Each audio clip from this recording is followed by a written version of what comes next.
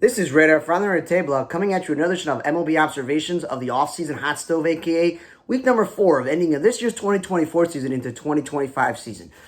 Mike Yastrzemski avoided arbitration with the Giants. He's been a useful outfielder for them. Red Sox re-signed Brian Amana, Isaiah Campbell. Bailey Horn's gone to Detroit. The Rockies said goodbye to Cal Quantrill and Brendan Rodgers. The reason why it's a little bit of a noteworthy thing, because Brendan Rodgers came up as this talented prospect at shortstop, and that they were hoping that when Trevor Story left, he was going to take over. The man couldn't stay healthy. He's now the second baseman, and he's been a Gold Glove player. But they obviously probably did not want to pay him for just being a defensive player. Quantrill, formerly of Cleveland, doesn't really matter. Atlanta, though, they non-tendered Husker Yanoa and Robert Salinas and Ray Kerr, but then decided to re-sign Salinas and Kerr, so it doesn't matter. And Griffin Canning and Ramon Laureano. Ramon Laureano, he played a lot for them this year because Atlanta had so many injuries, including Acuna for the whole for most of the season. And the Griffin Canning one is a note because they just got him in a trade for Jorge Soler. Can't remember exactly what they got for Jorge Soler when they made the trade with the Giants, except for he's going to be costing a lot of money because the Giants signed him to a long-term deal. But you would think that Atlanta, where Max Fried's a free agent, Spencer Strider, you don't know when he's coming back, and Charlie Morton's either going to go elsewhere, maybe resign, or retire because he's old. That would mean that you have like 3 question marks in your rotation. At least Griffin Canning 8 innings in Anaheim, so that made no sense. The Mariners said goodbye to Sam Haggerty and Josh Rojas. Haggerty was a tweener. He played some outfield. He played some infield. Didn't do much. Rojas was their everyday third baseman this year, and I thought they kind of liked him. JT Chargos, journeyman reliever, makes sense. Austin Voss, swing guy, makes sense. Cubs picked up Phil Bickford on a minor league deal. He's been around the block. He may be useful for them. Giovanni Gallegos, former of the Cardinals. The Dodgers picked him up. He may be useful for the Dodgers bullpen. Yankees let go of Cody Morris. Riviera San Martin is re-signing with the team, with the Red Sox. Justin Garza's gone to the Giants. Junior Marte's gone to the Mariners. Cody Hoyer re-signing with Texas. The one-time Sox and Cubs pitcher hasn't been healthy, but maybe could be healthy for Texas. Mets officially gave Peterson and McGill, who are mostly back-end guys but pitched a lot of innings this year because of injury. Paul Blackburn, they got the deadline, who then didn't really help them in the second half because he was hurt.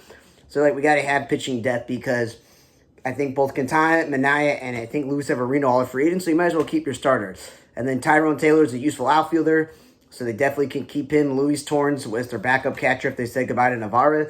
I'm not really a huge fan of Torrens. I don't get the appeal. And then they just traded for Jose Siri, so that makes sense. Jordan Camadona is now the catching coach in Pittsburgh. Bobby Keane is director of baseball ops in Cleveland, so congratulations to him. And Alyssa Nankinen, who worked for the Giants under Greg Kapler's staff and then continued to be on the staff, just went over to Cleveland and is going to be in the player evaluator. So that's cool for her. Front office job.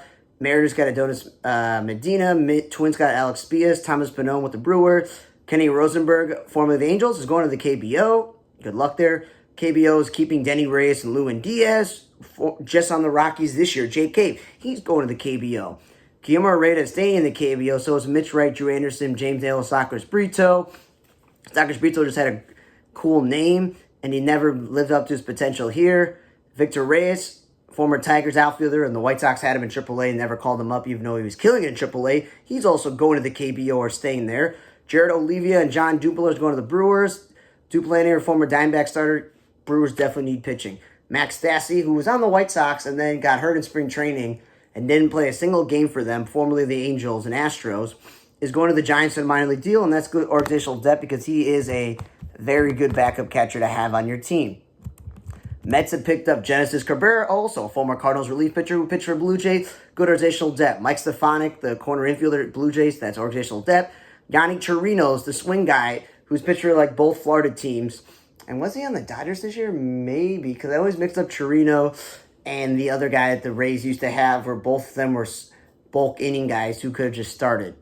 But he's going to the KBO. Jose Castillo, the Diamondbacks' third-string catcher's minor league deal. Oscar Gonzalez, the former Indian slugger and one time with the Yankees, is now on the Padres on a minor league deal, organizational depth. Eliezer Hernandez and Austin Dean, the former corner infielder and reliever, they're staying in the KBO. William Cuevas is staying in the KBO. Brooks Kriske just signed with the Cubs. Matt Davidson, former White Sox, Diamondbacks, A's, and Rangers, I think he played for as a DH slugging third baseman. First baseman is staying in the KBO.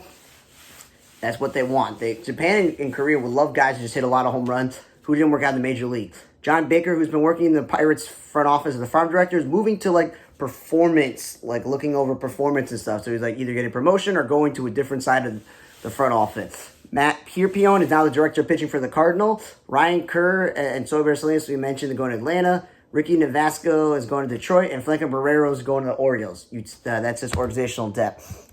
I will get to the full list of AL and National League tenders and player avoiding arbitration, but I mentioned a few. White Sox have non-tender Gavin Sheets, and the White Sox slugger, it was not his fault. The White Sox played him every day in the outfield when he's not an outfielder, and only the second half of this season, they're like, you know what? We'll play him at first base and DH because that's where he actually belongs. He wasn't the reason why the White Sox were terrible. The White Sox core 5 players are Robert, Eloy, Moncada, Vaughn, and Benintendi. Those were the 5 most important position players the White Sox had.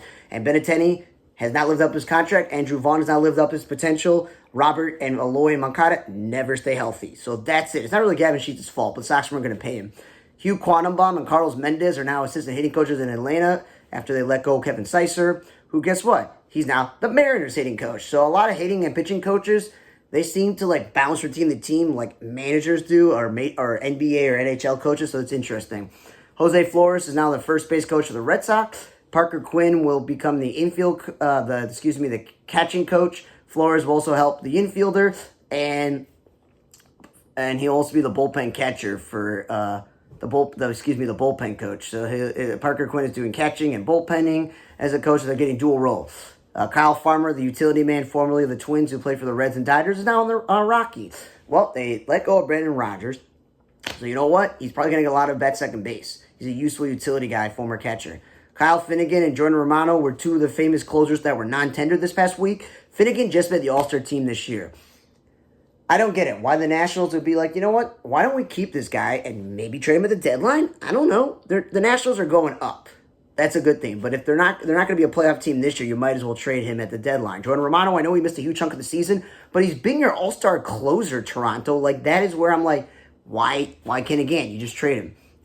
Paul Severino, the Marlins play-by-play announcer, the last 5, maybe 7 years, is now not going to be a play-by-play guy. So the Marlins are letting go front office people, fired their manager, let go of the whole entire coaching staff, and traded a bunch of players this year during the season and at the deadline, and cut a lot of players. They're just letting even broadcasters go. Chris Woodward, who apparently, after the Rangers fired him, eventually worked back his way into Dave Roberts' team with the Dodgers and working in the front office and working with the players. He's going to take McCullough's job at first base because McCullough went to now is the Marlins manager. So Chris Woodward's back on the Dodgers staff. Rangers pitcher Josh Sborz, who's a really important player, as he's having shoulder surgery, so he's going to miss the first 2 or 3 months of the season, so that's not good.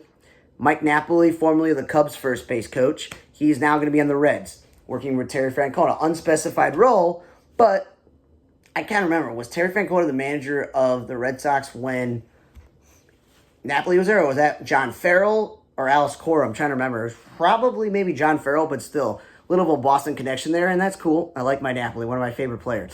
Orioles have hired Robinson Chirinos, the former catcher, who also briefly played for them as well. He played for the Rangers for a while. He's now going to be the bench coach because they let go of Freddie Gonzalez. So, shuffling there.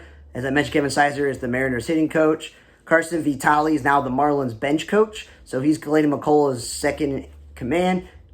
Eric Young Jr., who apparently did not know was working with the Mariners this year in various roles, is the new first base coach. And Louis Boyd is now the MLB field coordinator for them. And Christopher Negron, who was the first base coach, is moving to third base. And Manny Acta is going to become the bench coach. And this is again the Dan Wilson thing. No one said that Dan Wilson was not the interim manager or they got a multi-year deal. They're just like, Mariners legend Dan Wilson is now the manager, and Edgar Martinez, for like the second or third time, is on the coaching staff. So they're just shuffling around by adding Eric Young. Daniel Moscos is now the new Marlins pitching coach, so McCullough's staff is coming together. Wellington Cepeda has now been added to the Diamondbacks as a coach. He coached for the Marlins, so as I mentioned, the Marlins fired their whole staff. One of the bigger signings of free agents so far is Yusei Kikuchi. It's a 3-year, $63 million deal to join the Angels. Him and Kyle Hendricks are the 2 big free agent signings in the pitching staff. Getting Darno and Jorge Soler are 2 of their position players signed. So let's give the Angels credit. They realized that even when they had Ohtani, they had absolutely zero pitching. Like, it did not matter. So they traded Griffin Canning. They let go of a few other guys. They still have Tyler Anderson. So at least they're going to have some bodies who know how to pitch. And then another trade that involved, and then the actual offseason, like a real trade. This is not like, oh, the guy was designated for assignment or outright it off the roster, whatever it is, or off waivers and you make a deal for cash. No, this was a real trade. Brady Singer, who was a big part of the Royals' success this year with the really deep pitching staff this year, which is why they let go of Jordan Lyle, and they had some starters pitching out of the bullpen because the rotation was stacked, has been traded to the Reds for Jonathan Inning and Johnny Weimer. The Reds are not a playoff team. The Royals are. So I don't understand why you would trade one of your crucial starting pitchers. I know you have Walker, Seth Lugo, and Cole Reagans, and you got Chris Bubik going to be healthy this year. But still, Brady Singer is a huge part of that team. I don't think there was a good trade for either side because Jonathan India is often injured. Has been criticized, for his defensive ability. And I don't know if he could play third base because the Royals are kind of questionable with Miguel Garcia there. But I guess with Michael Massey not being healthy, they could either make Michael Massey the first baseman, they could make Michael Massey the DH. Jonathan India can move to first base or DH because if Vinny Pasquantino is healthy, he's at first base majority of the season, but can also DH, and Salvador Perez should be catching. Joey Weimer will help them out because as good as Kyle Isabel is defensively, Weimer has way more potential as a player, which is why when the White Sox were trading some of their veterans, they could have got Joey Weimer in a trade, and he would have filled the right field hole for the White Sox instead of them going to the Reds, where the Reds, again, outside of like the JT Friedl when he's healthy and Jake Fraley, question both those guys healthy, they're okay. And they're playing like Spencer Steer in the outfield. The Reds could have used Joey Weimer, which is why it makes no sense. Anyone could use Brady Singer. I'm just saying, the trade Jonathan India, it's been a rumor for a while because McClain is going to, I think his name is McClain, yeah, he's going to come back from injury. You got De La Cruz, and you got Navali Marte, you got Spencer Steer, and you're paying Candelario all this money. So there wasn't room in the infield. So I understand trading him. But it just seems like both these trades are not really going to do anything because the Royals are already going to be a wild card team if they bring back the same core, and the Reds are still going to be with their team. And then the biggest free agent signing, though, was Blake Snell gets a 5-year, $182 million deal where $62 million, that's for deferred money, and $52 million signing bonus. So he's going to get his $182 million. It may not happen all at once, but he also gets the signing bonus. So the Dodgers, who are going, Walker Buehler's a free agent, Clayton Kershaw's a free agent, but he's injured. Jack Flaherty's a free agent, and May and Goslin and Bobby Miller and Knack and Grove and all these young pitchers are all coming back from injuries. We'll see how healthy they are. Same thing with veteran Tyler Glass now that he won the World Series. The Dodgers are missing almost two pitching staffs full of pitchers and had to go with Landon Knack as their fourth starter, and they still won. So they're hedging their bets that a lot of their pitchers are free agents and a lot of their pitchers are coming off major injuries that Blake Snell will eat a lot of innings for them with Yamamoto and Tyler Glass now as the top two guys in the rotation right now. So putting Blake Snell in the middle of them and Ohtani coming back to pitch this year, that's an incredible top four. It won't matter which of the young pitchers that they have or even veterans that are going to pitch in the fifth spot. But that's a lot of money, and people are saying, the Dodgers keep deferring. There's like at least a dozen players. Someone posted a tweet about it or whatever saying, these are all the players with deferred money, so it's not a new thing. And he gets a signing bonus as well, which is pretty darn interesting for him to get that because I didn't know he was that good. Like, his strategy last year with Boris was, remember, he signed late and it didn't really work out. He didn't have the season he wanted to start with the Giants. So this is a lot better deal for him that he gets to start right away, knowing that he's on the Dodgers and he can go to spring training and get his routine in the way that he wants to be. And also this week, there's two baseball retirements. There's some other things I mentioned before, so we will get to that right now. And happy trails to Brandon Crawford. The longtime shortstop at age 37 has announced he's retiring. A lifetime 249 average, 147 home runs, and 748 RBIs for the Giants and Cardinals. Who really cares about the offensive production there? It was that 3 years he made the All-Star team. He was a part of two of those 3 World Series Giants championship teams. He won 4 Gold Gloves, which 3 were straight, and even had a Silver Slugger. So there was 1 year where he was one of the 2 best players, winning the Gold Glove and the Silver Slugger, and consistently being one of the best defensive shortstops. You had him at the bottom of the lineup. The rest of the team is stacked. The pitching staff is good, which is one of the reasons why the Giants won the World Series, and he was a crucial player.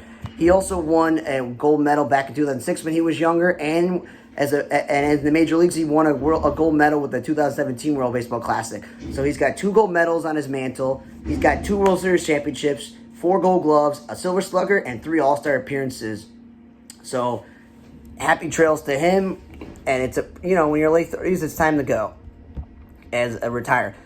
Casey Sadler, the pitcher, is tried at age of 34. A lifetime 6-4 average, 286 ERA, and 104 strikeouts. He made his debut about a decade ago with the Pirates. Then he went to Tampa Bay, Los Angeles, the Cubs, and recently with the Mariners and the Major League level. And he continued to be with them on a minor league deal last season, and then he decided that after the season ended this year and pitching in the minor leagues and back and forth, that he wants to retire. And that's what happens when you're a 34-year-old journeyman relief pitcher. You might as well announce your retirement. Happy trails to Rico Carty. At that point, he was a star for the Braves. Almost lifetime 300 batting average at 299, 204 home runs, and 890 RBI. You think, okay, he'd have more home runs RBIs. But again, lifetime 300 batting average guys don't always hit a lot of pop. He's passed away age 85, lived a pretty long life. He was on in both Milwaukee and Atlanta Brewers from 63 to 72. Then he went to the Rangers and the Cubs and the A's. Apparently he was on 3 teams to 73. Then went to the Indians from 74 to 77. Blue Jays went back to the A's that same season and then finished his career in Toronto. He made that one All-Star appearance in 1970 with the Braves where he won the batting title as in the Braves Hall of Fame. He also is known for his humanitarian work for the Dominican Republic. He's been helping developing the nation as a country reeled between rapid government transition and militarism. He undertook a trip with Catholic Relief Services to his home to deliver clothing and supplies. He's inducted into Caribbean Baseball Hall of Fame. So for the Atlanta Braves, legendary outfielder for them. Sad to see them lose another player. Rest in peace to Rico Carty. Rangers coaching staff has been officially finalized. Luis Serrano, remember the Marlins bench coach, he's officially now replacing Will Venable as the Rangers bench coach. Dave Bush, who the Red Sox let go, and then he was with the Rangers in some pitching type of role, will be the bullpen coach, the assistant pitching coach, while Jordan Teagues is the bullpen coach, and Justin Vialli is now going to be the hitting coach. We got all these guys moving around here, and that Bush was working with the coaching staff in the front office in a mixed role, and he was the interim pitching coach when Mike Maddox missed time. And Vierling was obviously working with the Giants in the past before, but obviously the returnings are Donnie Eckler, Corey Raskill, Tony Beasley, Bobby Wilson, Seth Connor, and Brett Hayes are still going to be there. The players that avoided arbitration this week were Sean Reed-Foley of the Mets, Josh Sborz, who we talked about with surgery, Andy Ibanez, the utility useful player for the Tigers, Ben Lively, the pitcher with the Guardians, who pitched pretty well for them this season, reliever Julian Mayweather with the Cubs. They got Matt Tyson at trade last week, so they kept him and Keegan Thompson. Eric Swanson with the Blue Jays, Trent Grisham, the Yankees definitely could use him, along with JT Bruderbaker, Sam Hilliard, because JK went to the KBO, and reliever Lucas Gilbreth. Dodgers with Gosselin, they want to keep him. Sam Henniges is useful to the Guardians bullpen. Man Rivera worked out pretty well with injuries for the Orioles, so I guess they're keeping him. I don't know. Twins with Brock Stewart and Michael Tonkin and Justin Topa, so they're keeping those guys. Tyler Wade, the utility man of the Padres. Espinal, the utility player with the Reds. I didn't know he was a great hitter, but they kept him. Rangers want to keep Dane Dunning because some of their starters are going to be free agents. Adam Warren with the Giants. Eric Haas is staying with the Brewers, so that means Gary Sanchez won't be coming back. He'll actually be the backup. Dustin May, like with Gosselin, they're expecting him to be healthy. Jose Ruiz, not a great pitcher, but the Phillies like to have him apparently. Really useful backup catcher Garrett Stubbs in case Realmuto misses time again. And another useful utility player for the Tigers, Zach McKinstry. So the National League tenders, we talked about a few of them. So the whole Braves one was an actual article. Hobie Milner is not staying with the Brewers. Adam Kloffstein is gone with the Cardinals. Cubs say goodbye to Nicky Madrigal. If a man can't stay healthy, they play him out of position at third base, and he can't really feel his position, and he's not hitting for average, and Nico Horner's stuck as their everyday second baseman. There's nowhere for him. I'm just surprised about the Mike Tauchman, because with Cody Bellinger the last 2 seasons and Seiya Suzuki missing time, he was such a crucial player. Patrick Wisdom had a lot of key home runs, but we talked about that before. Brennan Davis and Trey Winninger aren't that important, but Albert Alzolay went from starting pitching phenom to then reliever to closer, and him being hurt and missing the season. Most of the season, the Cubs even had a bobblehead for him. He's gone. And Brandon Hughes is gone with the D-backs. Brett Honeywell and Zach Log are both not tendered by the Dodgers. Honeywell puts a lot of crucial innings for this team in the playoffs in the World Series, being a former starting pitcher. Giants said goodbye to Ethan Small and K.Y. Tang. Marlins had no one to say goodbye to. The Mets said goodbye to Grant Hardaway, Alex Young, and the outfield prospect Alec Ramirez. We mentioned Finnegan, but the Nationals also said goodbye to Tanner Rainey. He's been on the team for so long. Pirates said goodbye to Luis Patino, Bryce Johnson, Mason McCoy, and Logan Gillespie. Phillies said goodbye to Austin Hayes. I know the trade didn't work out, but apparently there was like some report that he was dealing with some actual like internal injuries with one of his organs. So that's not good. Pirates said goodbye to Connor Joe and Hunter Stratton. Hunter Stratton has pitched for them as a reliever for a while, but Connor Joe is a miscast outfielder. He's a first baseman DH. But I guess they don't want to pay him like they didn't want to play Roddy Tellez to get those plate appearances. And Brian De La Cruz made no sense to trade him in the first place. I don't know what you gave up for him, but then they're like, yeah, we're done with him. That's just buyer's remorse, regret to get him. So maybe now O'Neal Cruz can play right field because he cannot play center field. Reds said goodbye to Ian Gibble. The Rockies, we mentioned Kyle Quantrill and Brendan Rodgers. The American League. Angels said goodbye to Patrick Sandoval. Well, they already said goodbye to Griffin Canning, so their pitching staff, that's why they had to sign guys. Eric Wallman, the infielder, outfielder Jordan Adams, and Bryce DeCito. Astros gave everyone contracts. The A's said goodbye to Danny Menace. The Blue Jays said goodbye to Dylan Tate, and we mentioned Jordan Romano. Cleveland said goodbye to George Valeri and Connor Gillespie. Mariners, we mentioned Haggerty and Rojas and Voth and Chargo. Orioles said goodbye to Jacob Webb. The Rays said goodbye to Dylan Carlson, which I'm going to tell you this. The Cardinals, when he traded him, everyone's like, you traded him for Armstrong, and then the Cardinals cut him. And it was like, well, the Rays won that trade. They got young outfielder Dylan Carlson who could play all three outfield spots. Well, guess what? Instead of keeping him, they cut him and they traded Jose Siri. So now it's like DeLuca and Lau is the only two guaranteed outfielders for the Rays. Like, I don't know what the Rays are doing there. Tyler Alexander, Colin Pache, and Richard Lovelady. Again, these guys come and go. The Rays just keep churning out different pitchers. That doesn't matter. It's having Dylan Carlson every day makes no sense. Rangers gave it to everyone. Red Sox said goodbye to Isaiah Campbell and Brian Mott, as I mentioned. Royals gave it to everyone. The Tigers, as I mentioned, they got rid of Vanasco when they re-signed him. Well, Brendan White, Wilmer Flores, and Eddie Leonard. We're talking about the pitcher, Wilmer Flores. Twins gave everyone a deal. Yankees said goodbye to Tim Meza and John Birdie. Tim Meza, after the Blue Jays cut him because he was so terrible, he actually pitched some crucial innings for the Yankees, so I'm surprised they didn't want to keep him. And John Birdie played first base when Anthony Rizzo was injured in the playoffs. Like, come on. As we mentioned, the White Sox, Gavin Sheets. Well, they also said goodbye to Enel De La Santo. He was so terrible with the Yankees. The game that the White Sox actually scored a bunch of runs against the Yankees, guess what happened? The Sox said, yeah, we want the guy, even though we lit him up. So that makes no sense. So happy trails to Brendan Rodgers, Casey Sadler, recipes to Rick O'Cardi. As always, you can get all of your stuff on OnTheRadarMedia.com, on the Radar Entertainment blog on Facebook. Follow me on Twitter, Instagram, Blue Sky, Snapchat, Instagram, Radar 442 on the Radar Media. This is the YouTube channel on the Radar where we got weekly baseball observations, regular season, off season, weekly movie reviews and observations. We got 3 podcasts: Off the Radar, the travel podcast; On the Radar, the weekly sports and pop culture podcast; and Raiders Monday Morning Quarterback, the weekly football podcast. Okay, thanks for listening to week 4 of the 2024 regular season's Hot Stove leading into the new 2025 season for Major League Baseball's Hot Stove, week 4 observations. From our table blog, I'm Radar. See you guys next time.